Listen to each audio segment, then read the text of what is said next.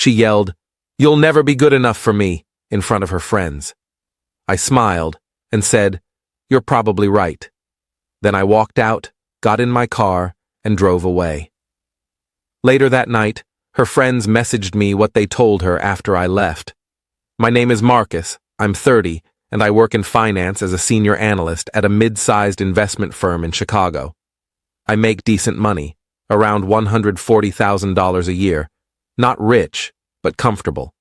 I drive a paid-off 2015 Honda Accord, live in a nice one-bedroom apartment in Lincoln Park, and I've got about $85,000 saved up between my 401k and emergency fund. I'm telling you this because money is what this whole thing ended up being about, even though I didn't realize it at the time. I'd been dating Sarah for 3 years. We met at a mutual friend's birthday party back in May 2021. She was a marketing coordinator at a mid-tier beauty brand, made around $55,000, and honestly, money never seemed like an issue between us.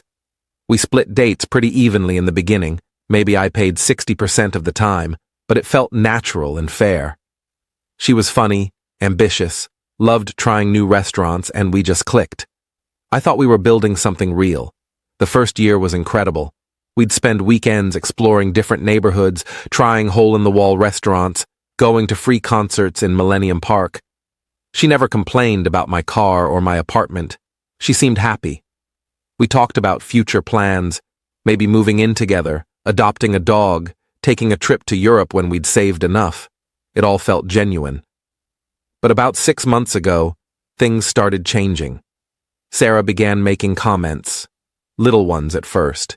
We'd be watching some travel show on Netflix and she'd say, "Wouldn't it be nice to go to the Maldives like them?" I'd laugh and say, "Maybe in a few years when I make VP." She'd go quiet, her smile fading. Or we'd be scrolling through Instagram together and she'd stop at posts of engagement rings, designer bags, luxury vacations. She'd linger on those posts longer than she used to. Then there were her friends, Nicole, Jess, and Amanda. We'd go out with them maybe twice a month, and every single time, the conversation turned to money. Nicole's boyfriend just bought her a Tiffany bracelet. Jess's boyfriend surprised her with a weekend in Cabo. Amanda's boyfriend leased her a BMW for her birthday. And every time, Sarah would come home quieter than usual. 3 months ago, she started pulling away, less texting during the day. When I'd send her funny memes or ask about her lunch, I'd get one-word responses hours later. More, "I'm tired," when I wanted to come over after work. Our Friday date nights became every other Friday, then once a month.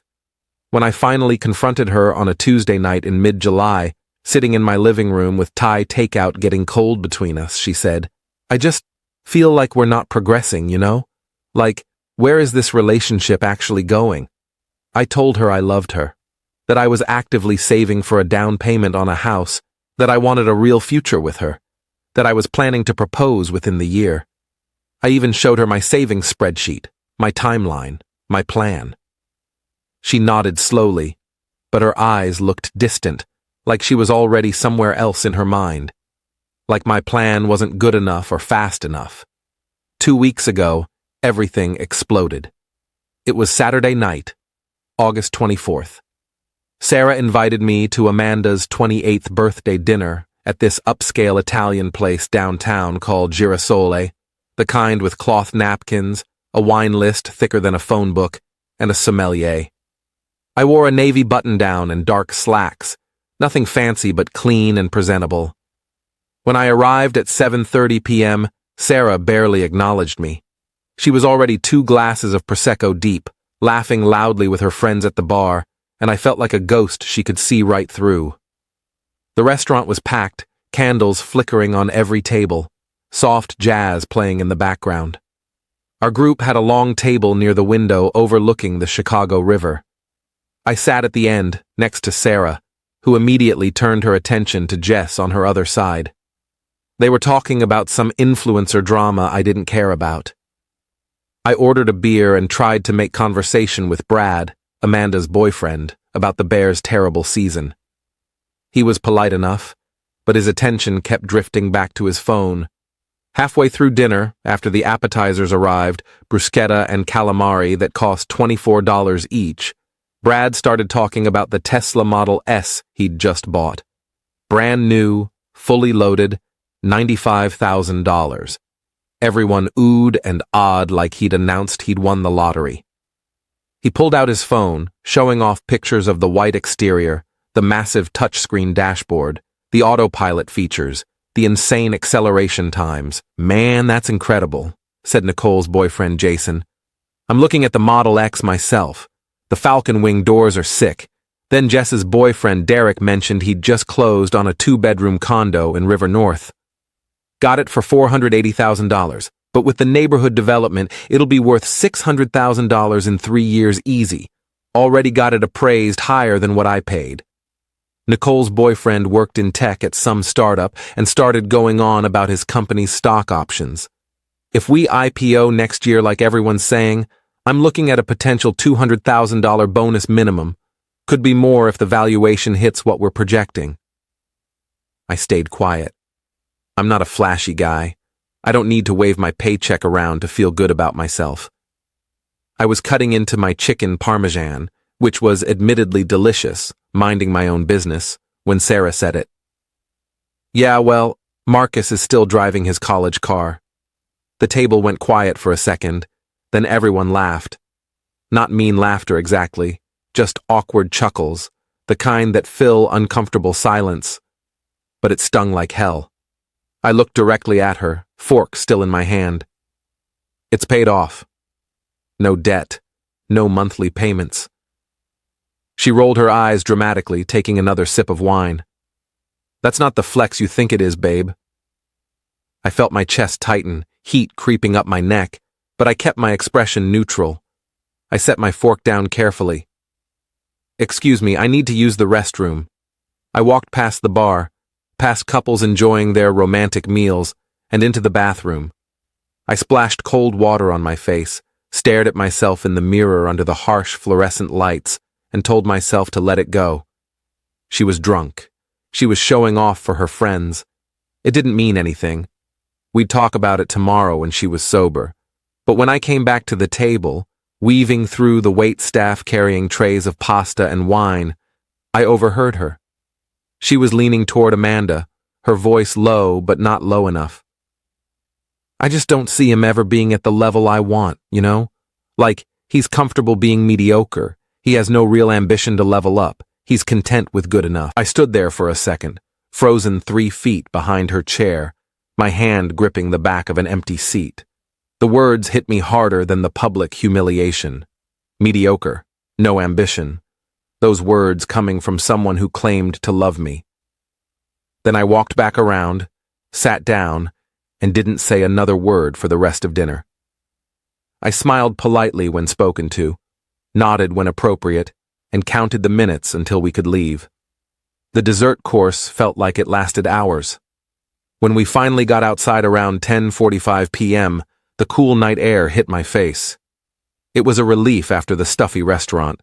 Sarah was tipsy, giggling about something Amanda said, leaning on Jess for support as they walked. I told her I'd drive her home since she'd clearly been drinking too much. She waved me off dismissively. "I'm staying at Amanda's tonight. We're doing a girls' night thing, watching movies or whatever." "All right," I said, keeping my voice even. "Text me when you get there safe." "Yeah, sure," she said without looking at me. I started walking toward the parking garage across the street, my hands in my pockets. I'd made it maybe 20 feet, was almost at the crosswalk when she yelled it. Her voice cut through the sounds of downtown traffic, the honking cars, the distant sirens. "You know what, Marcus? You'll never be good enough for me." Everything stopped. Her friends went completely silent. A couple walking their dog on the sidewalk turned to stare. A group of people smoking outside a bar looked over. I stopped walking, my back still to her, and took a deep breath. Then I turned around slowly. She was standing there in her black dress and heels, arms crossed, mascara slightly smudged, looking at me like I was the problem. Like I was the one who'd done something wrong. Her friends were staring at her with wide eyes, mouths slightly open in shock. I just smiled, calm, controlled, the kind of smile that doesn't reach your eyes. "You're probably right," I said, my voice steady and clear enough for everyone to hear. Then I turned back around, walked to my car, got in, and drove away. My hands gripped the steering wheel so tight my knuckles went white. I didn't cry. I didn't scream or punch my dashboard or call her names. I just drove home in complete silence, the city lights blurring past my windows, my mind surprisingly blank. When I got home around 11:15 p.m., I poured myself 3 fingers of bourbon, sat on my couch in the dark, and stared at the black TV screen for 2 hours. My phone sat face down on the coffee table. I didn't want to look at it, didn't want to see her excuses or apologies or whatever she'd send. Around 11:30 p.m., I finally picked it up. 3 messages were waiting. Nicole. "Hey, I'm really sorry about tonight. That was completely out of line. You didn't deserve that." Jess. "Dude, we told her off after you left. Like, seriously went off on her. She was way out of pocket. I'm sorry you had to hear that." Amanda. "Marcus, I need you to know that after you left, we all laid into her. I told her she just humiliated the best guy she's ever dated in front of everyone for no reason. Nicole called her shallow and materialistic. Jess said she was acting like a spoiled brat who doesn't know what she has. Sarah started crying and saying she didn't mean it, that she was just frustrated with her life and her job. But honestly, I think she's been listening to too much toxic bullshit from Instagram influencers and people who think a man's worth is his bank account. You deserve so much better than this. I'm really sorry my birthday was ruined like that." I read all 3 messages twice. I didn't respond to any of them. I turned my phone off and went to bed at 1 a.m., staring at my ceiling in the dark. Update 1. Sunday morning, I woke up at 9 a.m. to 14 missed calls from Sarah and a string of increasingly desperate texts that had come in overnight. Sarah. "Marcus, please call me." Sarah. "I'm so sorry I was drunk. I didn't mean any of it." Sarah. "Can we please just talk? I'm begging you." Sarah. "I love you. Please don't ignore me." Sarah. "You're not mediocre. I was just drunk and stupid." I didn't respond to any of them. Instead, I got up, made coffee, and called my best friend Kevin around 10 a.m. I told him everything that happened. He listened without interrupting, and when I finished, he said, "Bro, you dodged a nuclear missile." Let her sit with what she did. Don't respond. She needs to understand there are consequences. Monday at work, I kept my phone on Do Not Disturb the entire day. I buried myself in a complex portfolio analysis I'd been avoiding for weeks. Numbers, spreadsheets, market projections. It was exactly what I needed to keep my mind occupied.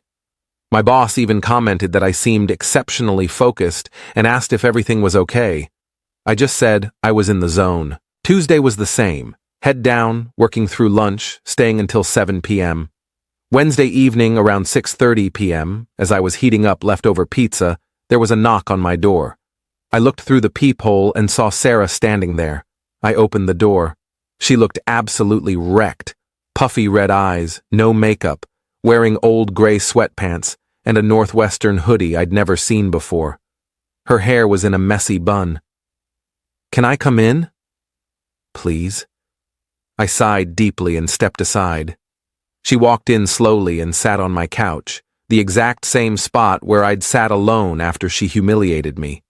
The irony wasn't lost on me. "I was drunk and stupid," she started, her voice shaky. "I've been under so much pressure at work with the new product launch, and my friends have been in my ear about—" "About what?" I cut her off, my voice harder than I intended. "About me not being rich enough for you? Not flashy enough? Not good enough?"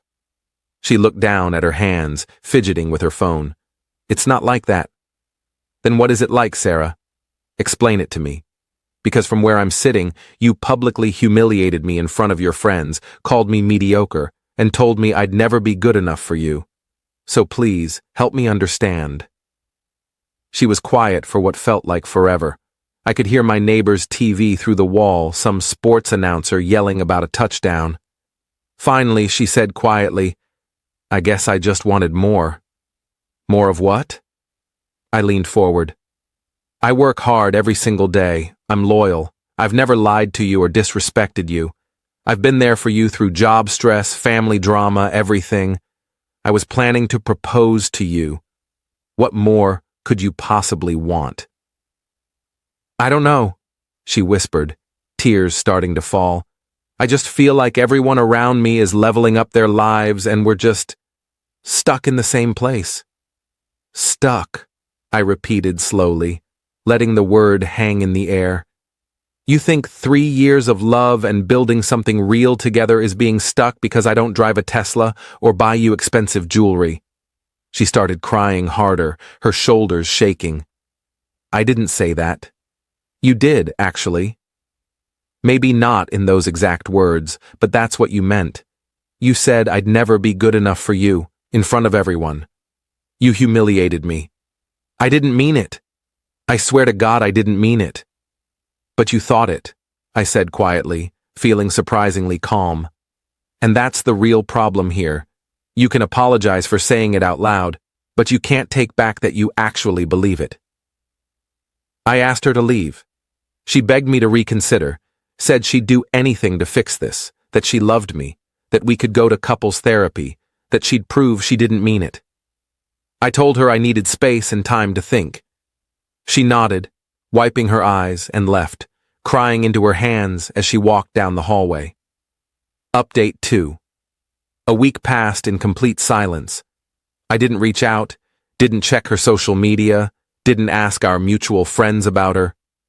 I just focused on work and myself. I started going to the gym every morning before work, something I'd been meaning to do for months. It felt good to have a routine again. Then, on September 7th, I got an unexpected call from Jess around 1 p.m. while I was at lunch. She sounded panicked, speaking fast. "Marcus, I need to tell you something, and you're going to be pissed." My stomach immediately dropped. I set down my sandwich. "What happened?" "Sarah's been texting her ex. Like, a lot, apparently. And Brad saw her meeting up with him at that coffee shop on Michigan Avenue yesterday afternoon around 3 p.m. I felt completely numb. "Her ex? You mean Tyler?" "Yeah, the finance bro from Goldman Sachs who cheated on her 2 years ago. The one she said she'd never forgive. Tyler. The guy who made over $200,000 base plus bonuses, drove a Porsche Cayenne, wore Rolex watches, and treated Sarah like an accessory to show off at company events.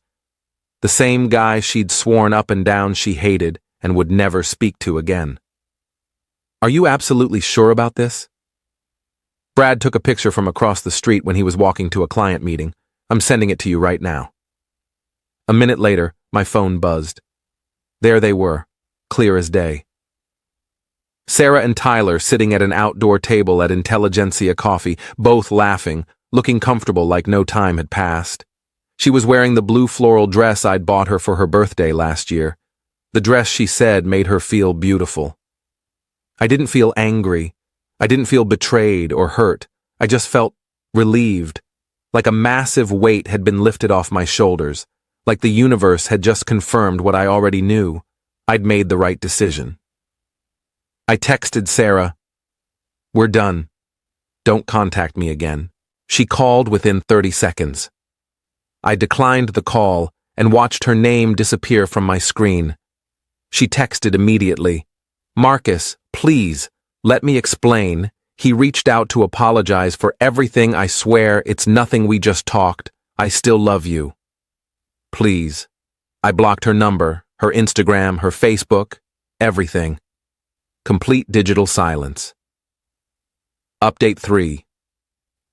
2 weeks after I blocked Sarah, Nicole called me on a Friday night around 8 p.m. I was at home watching a Cubs game with a beer, actually feeling pretty good about life. "Hey Marcus, I wanted to give you a heads up about something," Nicole said. "Sarah and Tyler made it official.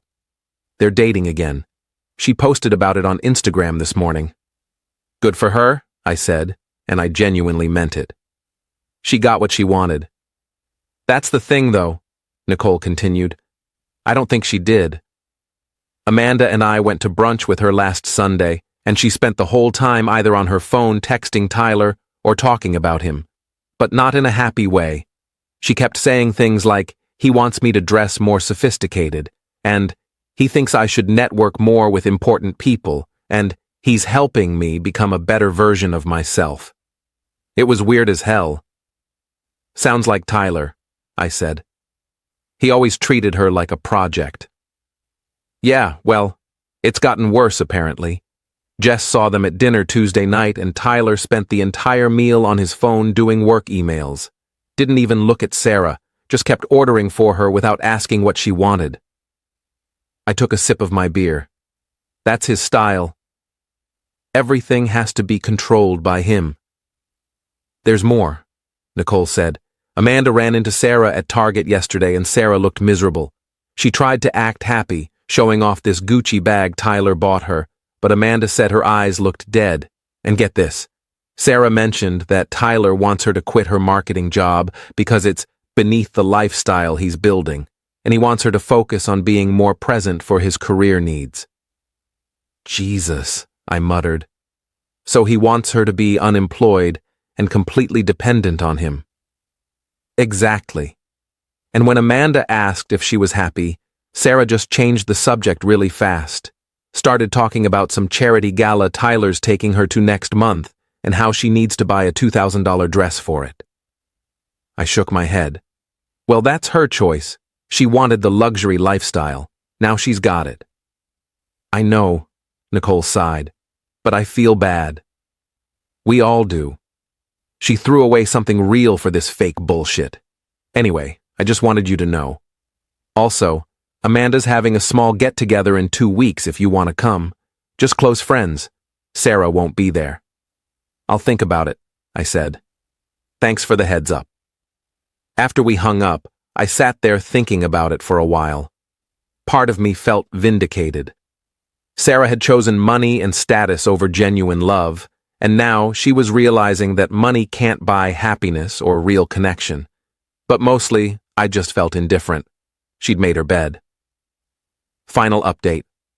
It's been 3 months since that disastrous birthday dinner. It's now early November, and my life has completely turned around. First, the professional stuff.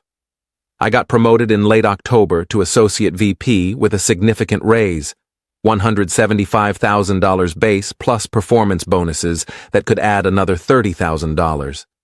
My boss called me into his office and told me my focus and work quality over the past few months had been exceptional. Funny how a clear mind and no relationship drama can improve your career. I've been hitting the gym 5 days a week, dropped 15 pounds, and actually feel strong and healthy for the first time in years. I reconnected with my college buddies, started playing basketball on Wednesday nights, and honestly, I feel lighter and happier than I have in years. 2 weeks ago, I went to Amanda's get-together. It was actually great. About 15 people, good food, no drama. Nicole, Jess, and Amanda have all been incredibly supportive. They've completely cut ties with Sarah over what happened. Apparently, she kept trying to justify her choices and blamed me for not being ambitious enough, and they weren't having it. At the party, Amanda pulled me aside. I need to tell you something about Sarah. It's bad. What happened? Tyler dumped her last week, completely out of nowhere. She called me crying at 2 a.m. Apparently, he met someone at his firm, some lawyer who went to Yale, and just straight up told Sarah they were done. Said the new girl was more aligned with his professional trajectory, or some bullshit like that. Wow, I said. That's cold even for Tyler. It gets worse. He kicked her out of his place the same night. She had to call an Uber at midnight with her stuff in trash bags because he wouldn't let her stay until morning. And remember that Gucci bag? He took it back. Said it was technically his property since he bought it. I felt a tiny pang of sympathy, but it faded quickly. What's she doing now? Living with her parents in the suburbs. She had to quit her apartment because she'd quit her job like Tyler wanted, and now she's got no income. She's applying to jobs, but having a 3-month employment gap is making it hard. She's basically starting over from scratch. Damn, I said quietly. She tried to reach out to all of us to apologize, but honestly, we're done. You don't treat people like that and expect everyone to just welcome you back. And between you and me? Amanda lowered her voice. She asked Nicole if you were seeing anyone. Nicole told her it was none of her business. I smiled at that. Good. Last week, Sarah tried reaching out to me from a new number. I didn't have it saved, so the message came through. Unknown. Marcus, it's Sarah. I know you blocked me. I don't blame you. I made the biggest mistake of my life. Tyler and I broke up. I was so stupid and shallow, and I threw away the best thing that ever happened to me. You were right about everything. I miss you so much. I miss us. Is there any chance we could talk, even just for coffee? I need to apologize properly. I'm so sorry. I stared at that message for about 30 seconds, thought about everything we'd been through, thought about the good times and the bad, thought about who she was when we met versus who she became. Then I deleted the message and blocked the number. I'm not interested in being someone's backup plan or safety net. I'm not interested in being the guy she settles for after the luxury lifestyle didn't work out. I deserve someone who sees my worth from the beginning, not someone who only realizes it after they've lost it. Yesterday, I matched with someone on Hinge. Her name's Elena, she's a teacher, drives a Toyota, and her profile says she values authenticity over aesthetics. We're getting coffee this Sunday. I'm not expecting anything, but I'm open to possibilities. As for Sarah, I heard through Nicole that she's back on dating apps, still living with her parents, working as a contract social media manager for like $40,000 a year. She apparently posts a lot of inspirational quotes about knowing your worth and not settling, which Nicole finds hilarious given the circumstances. I don't wish her harm. I don't wish her well either. I just don't think about her anymore. I'm focused on my own life, my own growth, my own future, and honestly, it feels pretty damn good. Edit 1. A lot of people are asking if I ever really loved her. I did, deeply. But love isn't enough when someone fundamentally doesn't respect you or value what you bring to the relationship. Edit 2. For those saying I should have fought harder, why? So she could resent me for not being wealthy enough? So I could spend years trying to prove my worth to someone who already decided I wasn't enough? Pass. Edit 3. Someone asked if I'd take her back if she apologized again. Absolutely not. I'm nobody's backup plan or safety net. The fact that she only wants me back after Tyler dumped her tells me everything I need to know. Edit 4. The coffee date with Elena went really well. We talked for 3 hours. Getting dinner with her next week. Taking it slow, but I'm optimistic. That they have. Phthalates. Phthalates is one, bisphenol A is another, and so on. So there are other, and by the way, well, we'll come back to that later. So yes, we can measure those, but measuring microplastics, particularly if we're going to go into your brain or into your testicles, into a woman's placenta, obviously that's much more difficult. So they're not the same, but the microplastics, what they are is the actual pieces of plastic that carry the plasticizers along with them. So they kind of piggyback on. So they do double damage because they carry the chemical harms and they also physically enter the cells, right? So do you remember, I'm sure asbestos you know about, and silicosis, and these were other examples of particles that went into the body and conveyed both chemical harm and physical harm, like inflammation and so on and so forth. So they're all bad, but they're not identical. And what we studied in the Plastic Detox, which is the film, we did not study any microplastics. We studied the plasticizers. So you probably remember, I think I told you last time, well, why should you remember anyway? They're water soluble. And yeah, so I do remember. you remember that? So they go into your urine and then they're pretty easy to measure. So I'm going to give this to you. This is a kit. Open her up. I don't tell you what. Okay. Learn what's inside. All right. It looks like you pee in that. Okay. That's right. Keep going. And there's more stuff in there. Yep. Okay. Something to send it back. Right. And then this looks like biohazard bags To put your pee my in. pee doesn't kill anybody. and, and this is it's got a QR code on it. Say hello to a healthier you. So those are ways to find out ways to lower your exposure. Okay. Yeah. I know a lot of people get these harmful chemicals from drinking coffee, hot liquids, out of paper cups. Yeah, from the paper cups that are lined with, for example, bisphenols. But the coffee itself is made most coffee makers contain a lot of plastic also. Right. So it comes in both the cups and in the device that's making That's why the coffee. we use metal and That's just good. make a French Yeah, press. yeah, I do yeah. that at home too. I Yeah. got rid of my plastic Me too. coffee machine. Me too. Me too. I was So- thinking about it. It was like, why am I pouring hot water into this Right? plastic thing?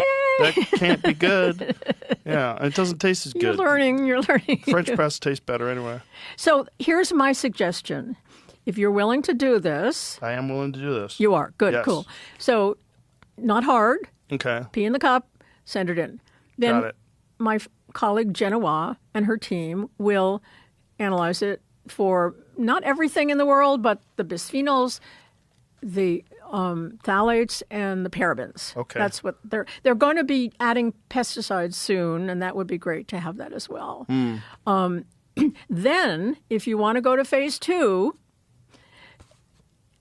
I have some things here that you could swap in your kitchen, and you could go to that QR code and find out other things that you could reduce. And then, if you wanted to, we could send you another kit, and you could see if your levels changed. Okay, You want to do that? I would love to do that. Yeah.